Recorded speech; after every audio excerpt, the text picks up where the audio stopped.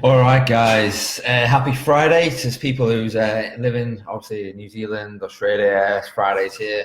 In the UK, obviously, still Thursday, so unlucky you got another day to go to close to the weekend. So, should you discount your services? I'm going to keep this short and sweet. Something that people ask me quite a lot, and especially when I do the marketing for people, people always say, "Oh, should we give buy one get one free? Should we do 50% off, different discounts?"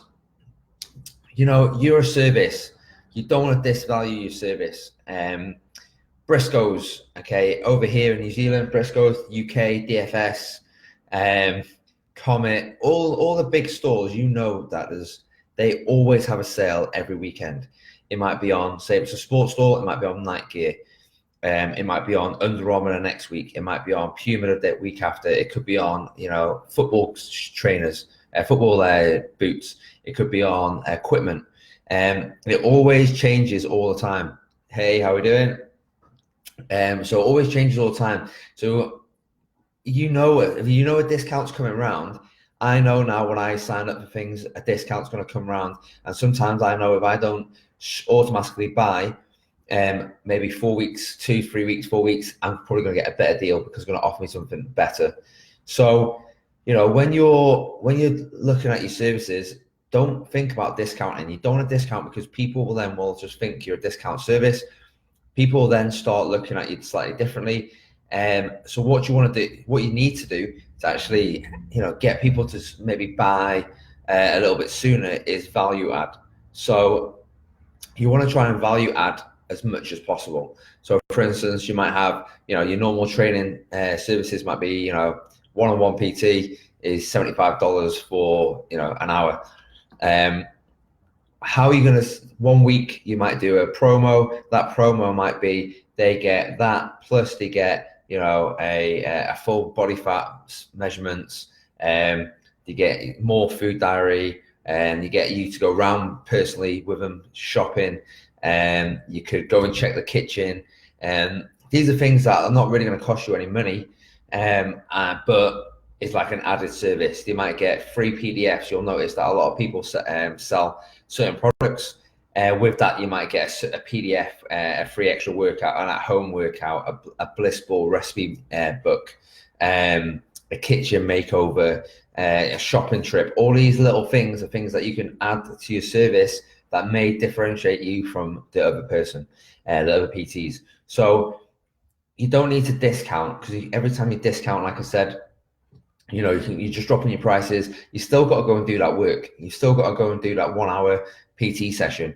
And then when you come to it and they're saying, okay, instead of $30, you're now going to have to pay 70, they might not want to do it. So then you're in that predicament of, okay, if I don't do it, I'm going to lose money. I'm going to potentially lose a client. And if you just started, you're not going to want to do that. So what other things can you do? It might be you set up a group training, and you have group training in the gym. They have one PT session with you. Because they paid a premium price to go into the PT session, they're allowed to come and do some of your group training for free, or one group training session for free, boot camp session, or whatever you're doing. It could be that you have a private Facebook group that's only members only. That might be a value add. You might do Facebook Lives with them each week. You might do more of a catch up, like a Skype catch up every week. There's lots of different ways you can do it. If you're qualified in nutrition, you might go nutrition. That might be part of the package. Some PTs do it separately, some do it together. It depends where you are and where you are in your career, what qualifications you've got. But you want to make sure that when you do a service, you try and add as much value as possible. So rather than discounting, add value. The more value you can add. Here we're going to start doing, every time someone joins, they're going to get a bag of protein, they're going to get a greens drink, they're going to get a shaker, and potentially a t-shirt. Now, someone, when they sign up at my gym, they're going to be signed up for 6 months. So I know I've got them for 6 months. So you might not be able to do something like that, but you might sign someone up and say, okay, we're going to do a 3 month. If you train with me, it's a 3 month minimum, because I know over the first month we're getting to know each other. Second month, third month, we start to get some better results. So we do a 3 month minimum. You get a free t-shirt when you sign up with me, or you get something else. there's lots of different things you can do to add value to your clients. So whether it's a shaker, they might get a water bottle. I mean, you can get some stuff really cheap now from Alibaba, Alibaba Express, AS Color's pretty cheap. There's heaps of different ways of adding value to when someone signs up with you. Creating little welcome packs, all these little things are just small little things that, again, will differentiate you from other people. And it's something that you can offer that's slightly different. So if you are looking at, we've got Christmas coming up, we've got Black Friday, New Year, don't look at discounting, look at value adding. What can you add? How can you add value to your service so that more people are going to potentially buy, rather than discounting, cutting yourself short, selling yourself short, so that people, and then people may do, for instance, Grab One and like Living Social, what was the other one, Groupon, all them slowly started to die death because everyone was just buying a bottom, cheapest. I did two Grab Ones at the very start.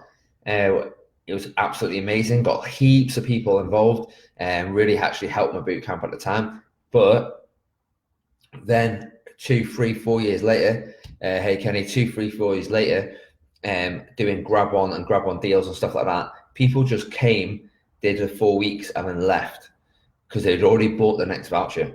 So whenever you discount, people are always going to look on price.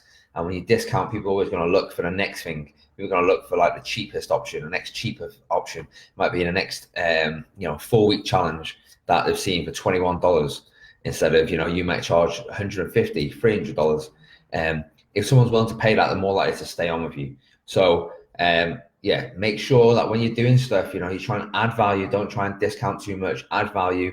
Even if 2 people are training together, you may discount slightly, but don't discount too much, because if you still got all the aftercare in there, you still don't just charge by hour, charge by what you deliver and how much of a service you give them in and outside the gym.